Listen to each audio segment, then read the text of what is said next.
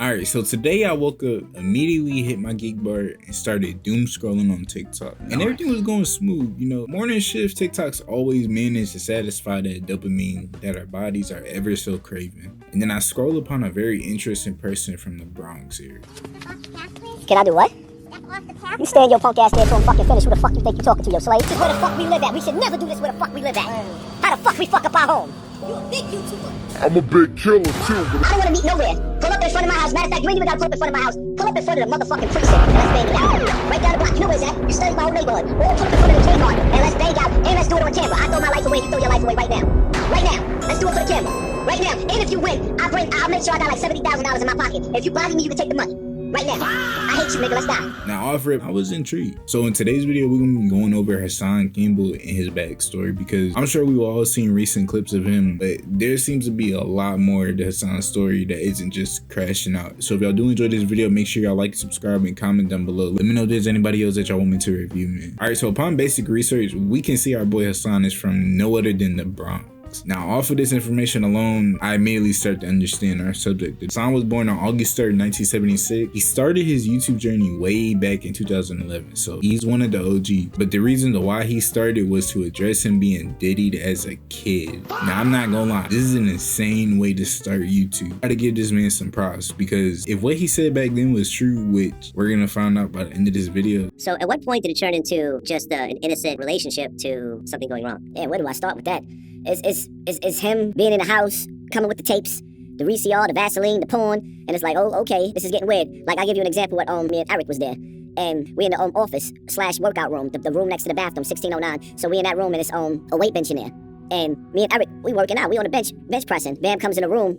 He got the Polaroid camera. Now he's convincing us, oh, look at those muscles. So now he gassing us up to take our shirt off so we can flex our muscles. When he walked out of the room and he started doing the clicking, he clicking with the camera. But that takes you back to one of our experiences with Bam. This is what he do. If it's 10 people in the room, Bam got 7 of them.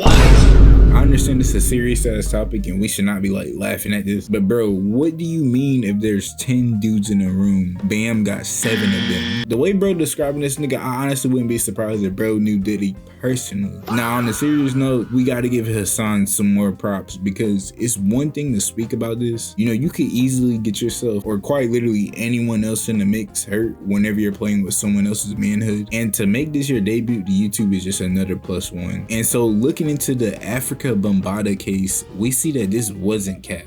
Hip-hop pioneer Afrika Bambaataa is speaking out to deny accusations from men who claim he sexually abused them as teenagers at the peak of his career in the 1980s. I never abused nobody. You know, this sounds crazy for people to say, you abused me. 2 men have publicly come forward in recent weeks to accuse the rapper, and 3 others have made allegations anonymously in news reports. Ronald Savage, a 50-year-old Democratic Party community advocate, said he was 14 when he took a cab to Bambaataa's apartment in the Bronx, seeking to become a part of the rapper's hip-hop group Universal Zulu Nation. There, he said, Bambaataa fondled him. Bambaataa denied Savage's allegations and said he was never even alone with him. Stop the cap. I ain't touched this brother whatsoever, he said in the TV interview. I just remember Bam being so big and laying on top of me. Another man, Hassan Campbell, told the New York Daily News that Bambaataa had sexually abused him when he was 12 and 13 years old. The now 39-year-old said he used to stay at Bambaataa's house and viewed him as a father figure.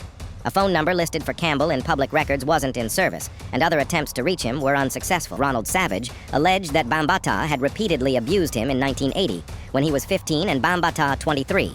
In 2024, he recanted his allegations, saying that he met Bambaataa at a club he had used a fake ID to enter. I wish back in 2016, I remembered about the fake ID. Alright, so I had to stop the reading real quick. If this isn't the biggest cap I've heard, then I don't know what is. What do you mean, I wish I remembered back in 2016? So as I'm editing this and I'm looking over this case, to this day, I'm still wondering, like, how do you make a claim against somebody for being touched on as a kid? You take back what you say, and your defense was, you wish you remembered you had a fake ID. Yeah, I'm not gonna lie, I smell a lot of bullshit from this case, bro. Now, after this, Hassan would continue on his journey by discussing hip-hop or just politics in general, but Hassan would come completely different about this. So you mean to tell me Takeoff got his snot box rocked? They literally hit him in the head with a headshot. They left his noodles on the sidewalk. They left his brains. You ever seen the movie Face Off? They took his face off. Bro really started to make a name for himself until... Outside, don't throw a I need to get to the hospital quick. It's not clear what exactly happened to bro for someone to randomly decide to shoot him, but I think we could put 2 and 2 together on this one. Now, this terrible event literally led him into his next arc, because it did not help that the police had no evidence to start a case on what happened. This led to Hassan sending his reign of hatred towards the NYPD. My name is your mother. Sir, what do you have on? No confusion. What do you have on? I have these nuts on. I have a sweatsuit. I have a blue sweatsuit on. What kind of handgun is this, sir? I don't give a f. Come take it. Y'all not setting me up. I know what y'all trying to do. Take this extended that I took from the that y'all tried to send to kill me. Who tried to kill you, sir? Your mother. What's your name, sir? My name is Hassan Campbell, the one y'all tried to kill me. And I'm not gonna lie, this might be justifiable. If you know anything about New York, bruh, you know they don't play around whenever it comes to guns. Chicago rapper Lil Zay Osama literally got caught with a gun outside of an Uber and almost got hit with 20 years if it wasn't for that Goodman money. My point is, to shoot someone and get away with it in New York, you gotta be pretty solid when it comes to drills or have some really good money. All of Hassan's recent events, it might not be that crazy for him to accuse NYPD of being corrupt. Looking back at all this, I'm not gonna lie, my boy Hassan is pretty legendary. For you to start your YouTube journey and instantly get to exposing and revealing your experience with a PDF file, to then get a case out of it and win it, only to randomly get shot in the neck, which, in case you don't understand how serious that is, if that bullet just so happened to tap bro's spinal cord or like any other important body organ in this tight ass area, bro would have been cooked. But managed to survive the next shot only to never have your attempted murder solved, I'm not gonna lie, gang. I'm definitely crashing out. That's all I really got for today's video. I figured since I've been seeing so much Hassan content recently, and I remember seeing him as a kid, I always knew there was a little bit more to him. I figured I'd drop a video on him for you guys. If y'all boys do enjoy, y'all want to see some more content like this, man, let me know.